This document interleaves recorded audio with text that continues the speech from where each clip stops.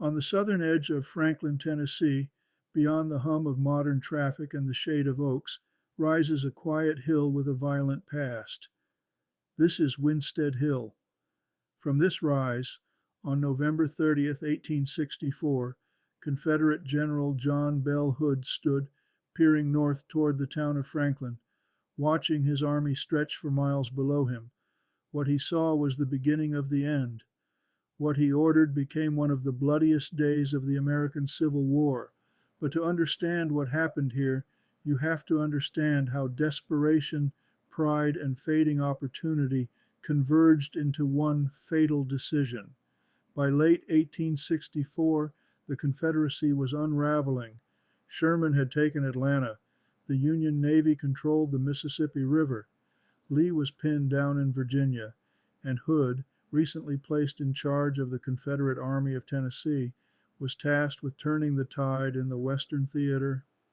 His strategy was bold: move north, threaten Nashville, and force Union General William T. Sherman to abandon Georgia.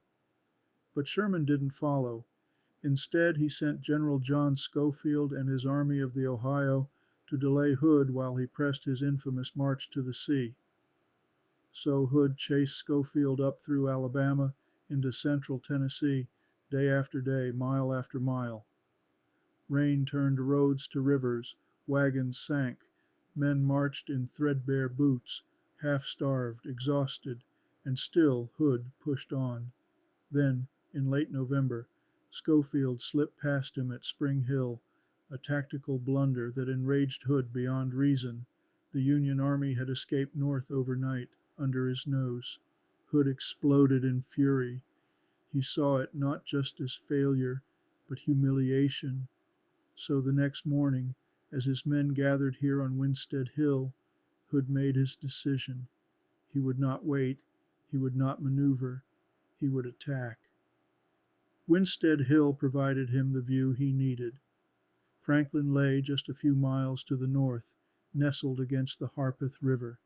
He could see the spires of town, the smoke from cooking fires, and the faint lines of earthworks being dug by Union troops. Schofield had stopped to repair a broken bridge, planning to resume his retreat that night. His men held a strong position with two lines of defense. The outer works were shallow.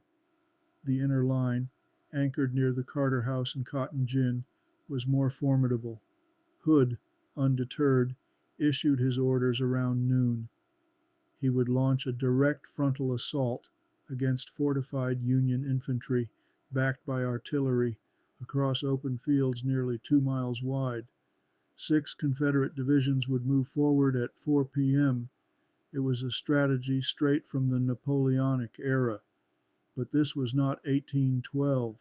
This was 1864, and the men who would carry it out had already marched hundreds of miles. From this very hilltop, Hood watched them form. In long gray lines, over 20,000 Confederate soldiers stepped forward, some for the last time. Officers rode up and down the ranks. Drummers beat the pace. Chaplains offered final prayers. It was the last great charge of the Confederate Army in the Western theater, and the most tragic.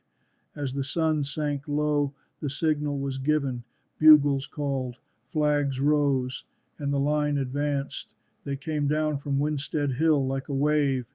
The fields between the hill and Franklin were wide and exposed. Fence lines, split rails, scattered outbuildings, and little cover. Union skirmishers opened fire early. Then came the artillery, unleashing shell and canister into the ranks. Still they pressed forward, brigades under Cleburne, Brown, and French, firing as they advanced, shouting the rebel yell. The noise grew deafening. Smoke blanketed the field. Blood soaked the ground. Near the center, Patrick Cleburne led his men on foot. His horse shot from under him. He pressed on, saber drawn, blue eyes fixed ahead. He would not return. The Confederates reached the outer Union line, briefly breaking through. In some places it turned to hand combat, bayonets, rifle butts, fists. The Carter House yard became a slaughterhouse.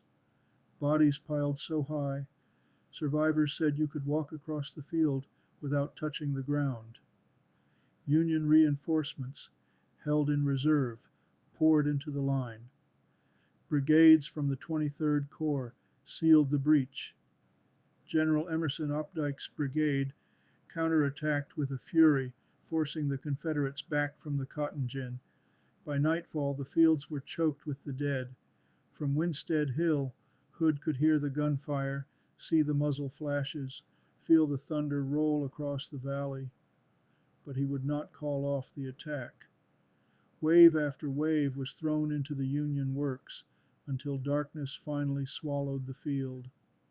When it was over, more than 6,200 Confederate soldiers lay killed, wounded, or missing.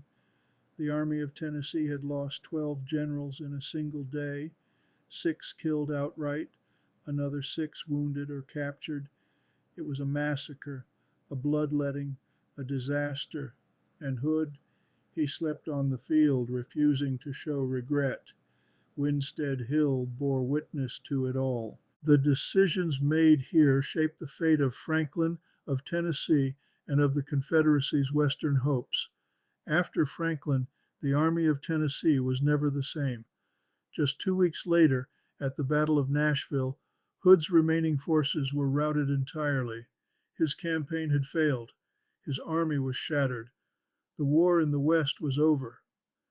Today, Winstead Hill is quiet. The walking trail loops through hardwoods and past historic markers. The overlook still faces north toward Franklin. The stone memorials honor those who fell. But if you stand here in silence, you can still feel the weight of what happened, the cost of pride, the toll of war, the lives lost in a charge that should never have been ordered. Hood had a view of the battlefield, but not the wisdom to turn away. And yet, from this hill, you can also understand their courage. Thousands of men walked down into fire that night, knowing the odds, knowing the futility, and still believing in something larger than themselves, whether misguided or not. That's the paradox of Winstead Hill. Beauty now, but born of brutality. So walk the trail, read the names, stand at the overlook, and when you do, remember this: from here, history marched, and it didn't come back the same. If you found this story powerful, follow for more battlefield history, and let us know in the comments what part of this legacy hits hardest for you.